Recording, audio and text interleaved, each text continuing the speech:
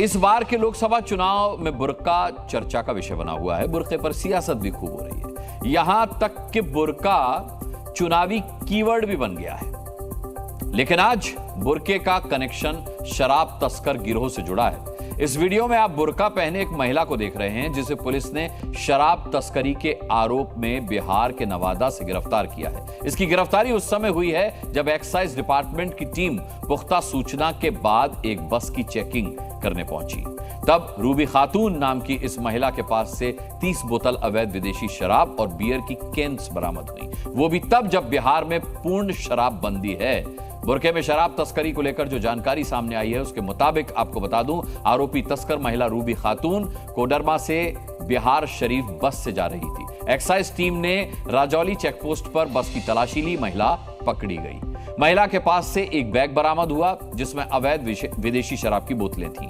Police को चकमा देने के लिए आरोपी महिला बुर्के में शराब तस्करी किया करती थी।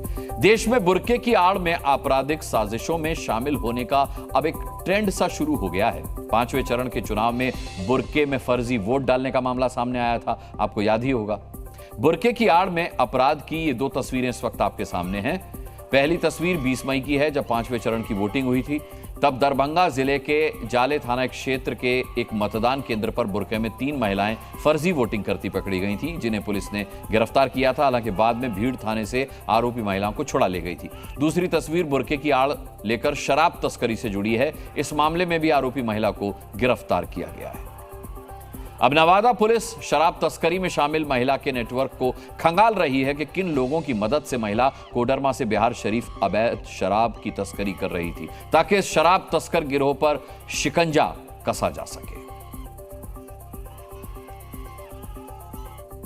अगली खबर, दिल्ली में मतदान होने से पहले यानी 25 मई से ठीक एक दिन पहले बुर्के को लेकर बीजेपी और कांग्रेस आमने सामने आ गए हैं। बात चुनाव आयोग तक भी पहुंची। मुस्लिम नेताओं ने भी सियासत शुरू कर दी।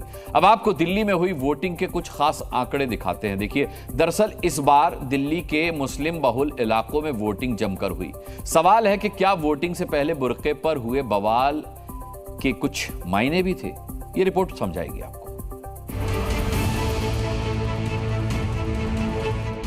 दिल्ली में 7 लोकसभा सीटों में मतदान हुआ।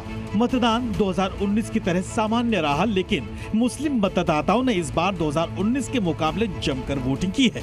आपको याद दिला दें कि दिल्ली में मतदान से एक दिन पहले बीजेपी ने चुनाव आयोग से गुहार लगाई थी कि बुर्का पहने महिलाओं की पहचान की जांच महिला जांच अधिकारी से हो, लेकिन इस पर सियासत शुरू हो गई। कांग्रेस और बीजेपी आमने सामने आ गई। अब वोटिंग के बाद आए आंकड़ों पर गौर करें तो देखेंगे कि दिल्ली में इस बार आरक्षित सीटों पर मतदान कम हुआ, जबकि मुस्लिम बहुल्य क्षेत्रों में 2019 की तुलना में 4% ज्यादा मतदान हुआ। आपको बता दें कि दिल्ली में 12 विधानसभा क्षेत्र एससी वर्ग के लिए आरक्षित है, लेकिन इस बार 1-2 जगह छोड़ दें तो दिल्ली के सीलमपुर, मुस्तफाबाद, गोकुलपुर, मटिया महल, बाबरपुर जैसे मुस्लिम बहुल इलाके में मुस्लिम वोटरों ने जमकर वोटिंग की। माना जाता है कि यहाँ के क्षेत्र चुनाव परिणाम तय करते हैं। जब मैं वोट डालने गया, कम से कम मुझे 1 घंटा लगा वोट डालने में। इतनी लंबी लॉन्ग क्यू चल रही। नॉन मुस्लिम्स में भी, जहाँ मेजोरिटी है, वहाँ पे भी देखने को मिल रहा था कि वहाँ पे भी लाइनें लगी हुई थी। लोग बहुत ज़्यादा इंटरेस्टेड थे कि किस तरीके से वोट डालें। लगे रहिए लाइन में, आखिर तक वोट डाल के आए लोग। हालांकि दिल्ली के मतदान से पहले जब बुर्का पहनी महिलाओं से उनकी राय जानी गई, तो वो भी लोकतंत्र के महापर्व में पहचान बताने में कोई संकोच करती नहीं दिखी थी।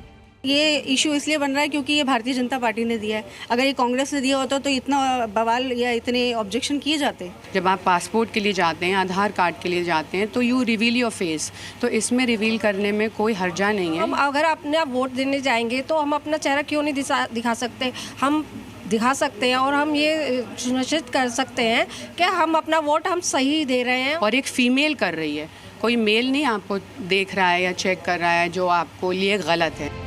तो सवाल है कि क्या सियासत के लिए दिल्ली में बुर्का वाला विवाद शुरू हुआ था? वो जो लंबी लंबी लाइन वाला वोट आपको दिखाई दिया ना, वो तो कुछ बूथों पे था, मगर छोटी छोटी लाइनों वाले सारे बूथ बीजेपी ले गई है। अब वोटिंग हो चुकी है और 4 जून को नतीजों से पर्दा उठ जाएगा। ब्यूरो रिपोर्ट, जी मीडिया। जी न्यूज़।